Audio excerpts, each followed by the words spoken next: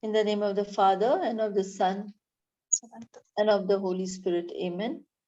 Heavenly Father, in the name of Jesus, we thank you, we bless you, we love you. Thank you, Lord, that as we have gathered here to learn more deeper truths from your gospel, thank you, Jesus, that everything that we learn is easy, simple to understand with good examples.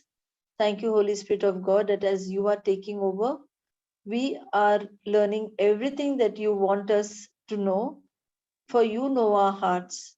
And as we apply every teaching in our lives, we thank you that every word of God is confirmed, is accompanied by signs, wonders, and miracles. And we get to see our breakthrough, and we come and testify them for the glory of God. Amen. In the name of Jesus, we pray this all. Amen, amen, and amen. Thank you, Jesus. Praise you, Jesus. Okay, so today we'll see the Pharisee and the tax collector, Luke 18:9 to 14. And he spoke this parable, that is Jesus, okay? And he spoke this parable unto certain which trusted in themselves, that were righteous, and despised others. Now, this is what Jesus says. Two men went up into the temple to pray, the one a Pharisee and the other a publican. The Pharisee stood and prayed thus with himself: God, I thank thee that I am not as other men are, extortioners, unjust, adulterous, or even as this publican. I fast twice in the week. I give tithes of all that I possess. And the publican, standing afar off, would not lift up so much as his eyes unto heaven, but, but smote upon his breast, saying, God, be merciful to me, a sinner. I tell you, this man went down to his house justified rather than the other. For everyone that exalts himself shall be abased, and he that humbleth himself shall be exalted. So this parable is very simple to understand. Okay? What do we learn from this parable? Can anybody say?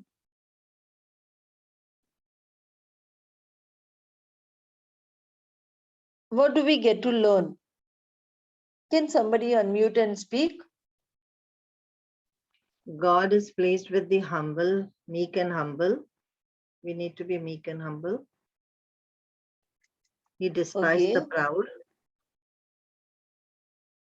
Okay. Somebody else, come on. Participate, please. The publican he repented for himself and asked forgiveness.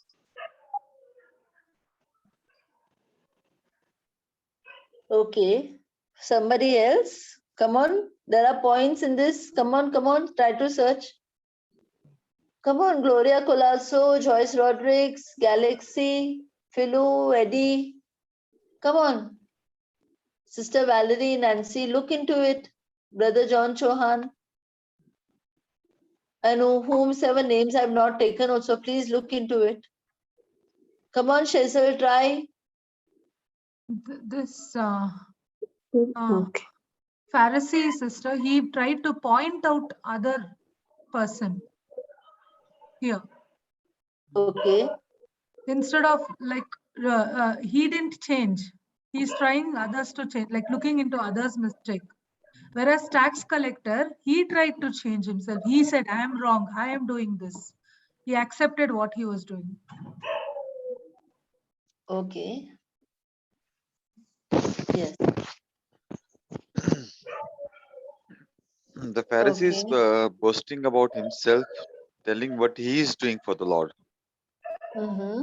expecting uh, to get the reward that he is doing this, he is doing this, he is doing this. Mm. Yes.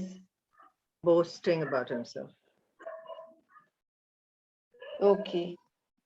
So he is actually, what we can see over here is he is judging. He is judging somebody else. He is comparing somebody else. Okay. So now, if I ask,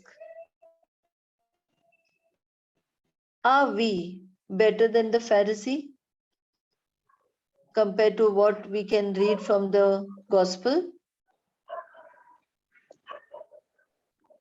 No.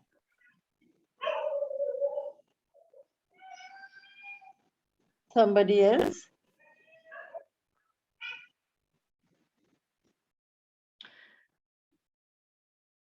Are we better than the Pharisee? Come on. It's actually a yes and no, sister, because yes, because we are now in the word and we watch our words and actions. And no, because we do tend to make mistakes. We Okay, were somebody before, we were before the receiving the word of God, like Pharisees. Okay. Anybody else has something to say? Sister, I feel we should not judge sister or put ourselves saying that I am better than him, he is a sinner. Like that, we should never compare or never judge others or put others into that state, sister. We shouldn't even do that. Okay. Anybody else? Sister Sandra wanted to say something. You are unmuted.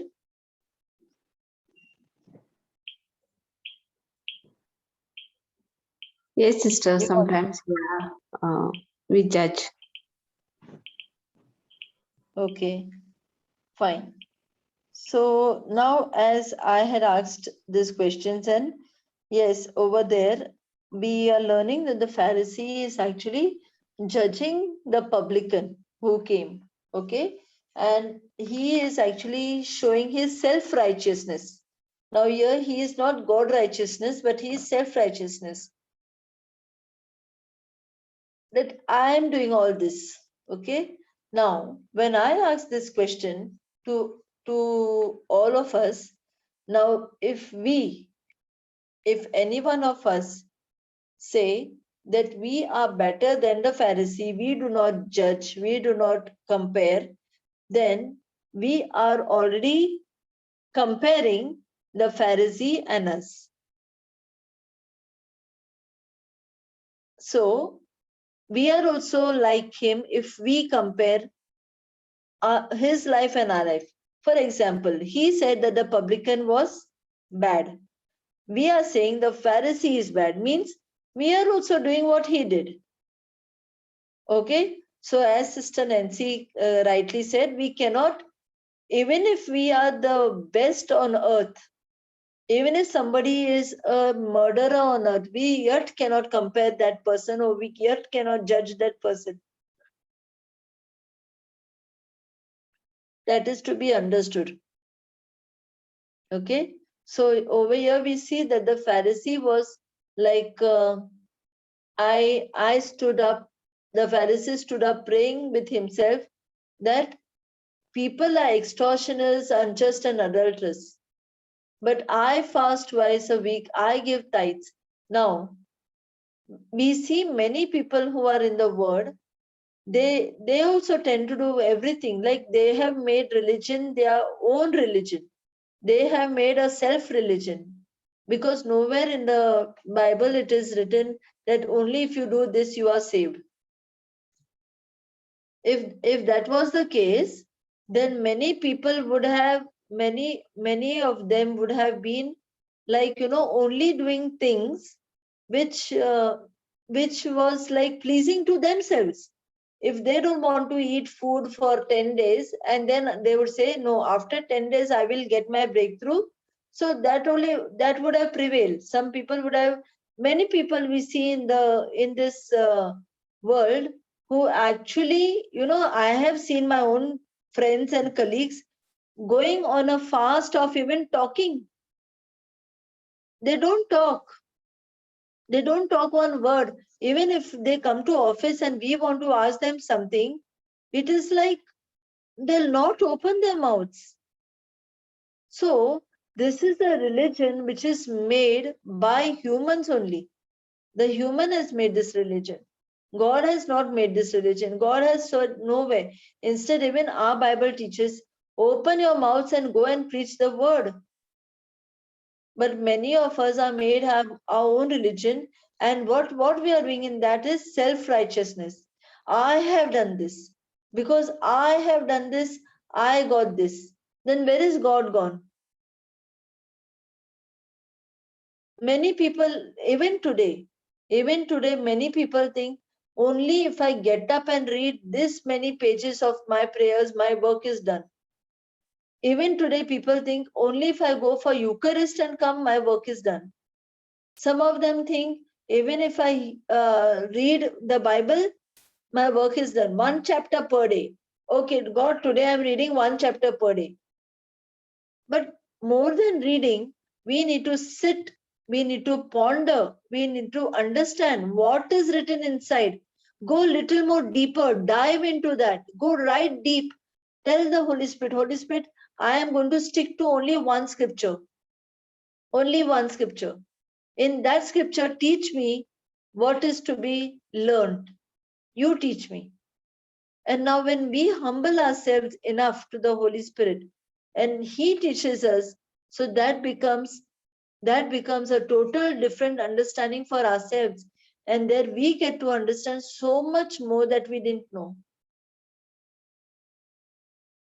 So as we also, in the, like I always ask this, suppose if a drunkard goes to the church, the drunkard is totally shaking in his body stature. Totally. He does not even, is not even able to stand straight. But if that drunkard goes and says, Jesus, I surrender my life to you. You are the Lord, the God, and the Savior of my life. Now, how many people would look at that and start laughing? The people in the congregation would say, wow, look at this. He is nicely swaying in the air, and see what he's saying. Now, those people who may be, laughing, judging, who may be comparing, look what clothes he's wore, look what state he's come, look his mouth is smelling. Now, did they anytime ponder in their own hearts and see that their heart is so dirty, their heart is smelling, the thoughts that is smelling? No, because we cannot see that externally. We, the people of the world, only see things externally. And that's why they tend to judge. That's why many people who are not in the world, who are in the world, they tend to judge somebody else. And that is what we make mistakes, because none of us are so perfect. Only Jesus is perfect. When he was on this earth and not on this earth, only he is perfect. Because somewhere in our thoughts, somewhere in our deeds, somewhere in our actions, somewhere in our speech, we tend to folly, we tend to make a mistake. So let us not compare our lives with the lives of others. Many people do not like people who are poor. Many people, when they, like children, especially when they go to colleges, okay? It's like one boy or one student will come with a big car, One student will come with a bike which makes a lot of noise. You know, these bullets, what we get. And I can speak about it because during our time, we had friends like this who used to take those heavy bike only to make noise to attract people's attention. And then they would compare somebody else who didn't have anything. And they would not like to talk to them either. So we have actually seen and we have even lived that life somewhere. That we don't want to be like this person. He is too much. He's cheap. He does not have the sense of humor. He does not know how to talk. He is stammering. He is, when he comes near, he smells of the odor, body odor. So we ourselves make a lot of comparisons, talking when we talk for somebody else. Some person must be only like to talk. That person does not give somebody else the chance to talk. So we have to understand what actually Jesus is trying to tell us in this. He is saying, when you are walking in self-righteousness, when you are exalting yourself in front of even the Lord, forget the humans, because we all have a thought that if we don't open our mouth to the human being, it's okay, but we can always speak to the Lord. And many, yes, we do need to speak to the Lord, but we do not have to speak to the Lord in such a way stating that, he's so bad, Lord. You saw him, Lord, what he was doing today. Did you see Jesus, that what type of a dress she's worn and come? Just look at her. So instead of talking like that, we just humble ourselves and say, Lord, whatever it is, if you see somebody in the wrong state, now you start praying for that person. There was a girl who entered a church once, and that girl had come with informal clothes, not the clothes that need to be worn in a church. And no sooner that girl entered in, everybody started staring at her and judging her, because the dress was actually not good, not proper. And when they judged her, one of the preachers who was there said, Lord, what's this? So the Lord said, you all look at the outer garments, but I look at the heart. So yes, she must have gone unknowingly, because there in some cultures in the world, even if you wear anything, nobody even cares to look, not dares to look, but cares to look at you. And I have stayed in one such culture and come.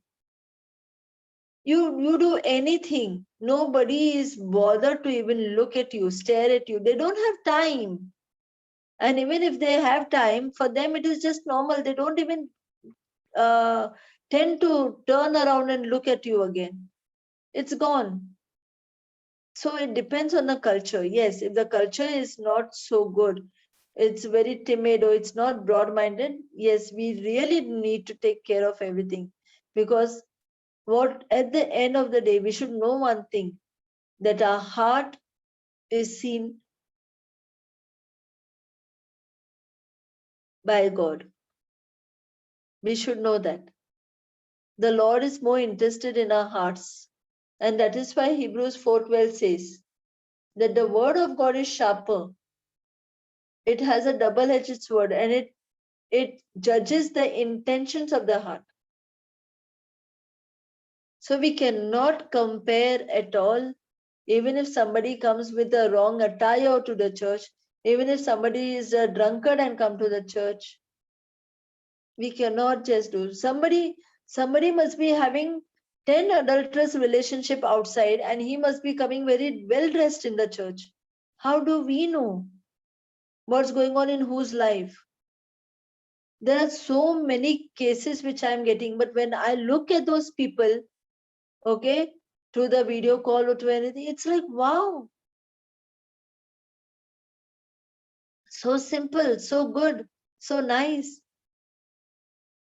But when we look at them in a real terms, in knowing their personal area of their life, it is so different than what we actually tend to bring a judgment upon, or tend to think about them upon. So just as the Pharisee was talking about the publican, let us see that we are not one of those Pharisees. May it be in any area of our life, any area of our life. Just when that word comes, try to keep it inside your lips. Don't even try to put it out of your lips, because that is what the enemy wants. That is the thought of the enemy. The enemy will come and put thoughts in your mind, and now he'll wait which word is coming out of your mouth. Because as Luke 6:38 says, give and it shall be given unto you. The same thing works for the kingdom of darkness too. And if you give a wrong word, that same word will come back flying at you in its due time, in its appointed time. So let us not be judgmental about anyone. Let us not compare our lives to anybody. If we are here, we are blessed. Many of us tend to compare not others, but compare our own family members, the ones staying inside our home. Many of us do that. Sister, I am the full day on this, but I don't know, he's full day on that. She's full day on that. There are many of the people who give such complaints of comparison, okay? Complaints of comparison.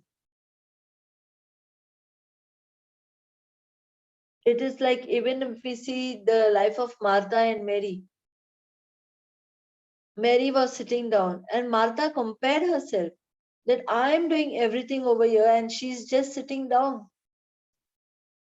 So she told the Lord, why don't you tell her to come and help me? And what did the Lord say?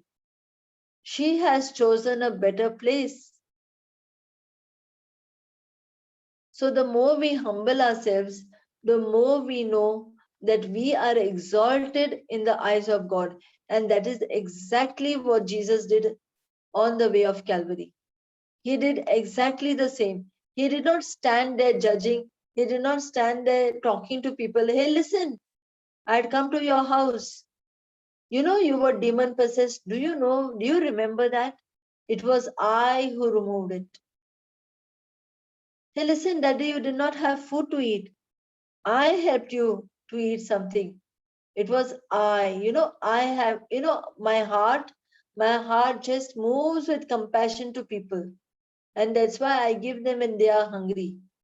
But what you do after they are hungry, after you've given them, go and talk about yourself to the whole nation and tell them that, today somebody was hungry. I fed them. I did something for them. So this is all on everything based on comparisons. We are trying to put ourselves more higher than somebody else. So let us understand, when we imitate Jesus, we have to imitate him wholly, completely, totally. We cannot say that one person, for example, just now I think one of the sisters said that it is both. Either we are good or either we are bad. When we are in the word of God, we don't tend to judge. But when we are, somewhere we lack, so we do judge. No, you cannot be in two boats at one time. You either choose not to compare, not to judge others, or either choose the opposite. So let us, if we consider ourselves Why do we consider somebody else wrong? Because we consider that we are the best, we are always right. Whatever we say, whatever we do is right. So let us not get self-exalted. Let us not exalt ourselves, and let us humble ourselves. Though yes, we have. It's like we are doing everything. Okay, maybe in an organization where we are working, maybe in the house where we are housewives, maybe a man who's alone and he's making things meet for him. Okay, we cannot judge and compare, and we cannot say, I am doing everything of this house, you are just sitting and eating. No, we cannot. Instead, if we use a right word, right language, we walk according to what the Lord has told us. Now we see that everything for us changes, because now we are humbling ourselves. The moment we do that, the Lord exalts us. We'll not even know. We will not even know how the Lord exalts us, how He'll bring people in your life to help you out, how He'll bring things that change. You are gone to a certain place, suddenly it has changed for you. I have witnessed that and experienced that many a times. Many a times. Just choose to humble yourselves. I know it is too difficult, but it is not impossible, because some people, sometimes the worldly people, do take you for a big ride when we humble ourselves. So always speak to the Holy Spirit. Tell the Holy Spirit, I want your guidance. I want the knowledge. Should I go into this? Should I not go into this? Should I compare? Should I not compare? Should I speak something about others? Should I not speak something about others? The evil, the evil puts so much of pressure. It comes up till your lips, up till it's like it has totally come. You have to just open out and talk now. So much pressure he puts. And why am I saying this? Because I've already gone through that pressure. Literally gone through that pressure. So let us understand. Let us not give in the hands of the enemy. Let us not compare other people's life to us. If the Lord has blessed us with a good health, peace, joy, happiness, education, good mind, and somebody else does not have it, go help that person and make that person like you. When you make somebody like you without judging, without comparing that person's life, that is where you win the race. That is known as achievement. Achievement is not what you do for self. Achievement is what you do for others. And when you do for others, and now you see that somebody coming up in life because of you, that is achievement. That is achievement. So let us understand that just boasting of our own works will never help. But boasting of the Lord in your works, yes, it will help. Thank you, Jesus. Praise you, Jesus. Love you, Jesus.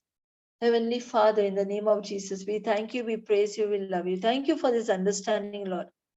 Thank you, Jesus, for we have understood how important it is to be in the Word of God, to understand the Word of God, to apply the Word of God, not to be judgmental, not to compare. Lord, there are many people in this world who, when we see them on the outside, we feel that they are zeros, that they have no other potential, they are just good for nothing. Even now we feel, Lord. But, oh Holy Spirit of God, I ask you to walk into our past, and whatever spiritual pride any of us have got, any of us have stored, just burn it out with your spiritual holy fire, the Holy Spirit of God, so that we are never proud of what we do, but we only submit. And that submission brings endurance, brings perseverance, and bring manifestations, bring breakthroughs in our lives. We thank you and we praise you, Father, as we believe that we will apply every word that you have said In the mighty and glorious name of Jesus. And all God's people said, Amen, Amen, and Amen. Thank you, Jesus. Praise you, Jesus. Amen, amen, and Amen. amen. Thank you, Jesus. Amen. Praise you, Jesus. Thank you, Jesus.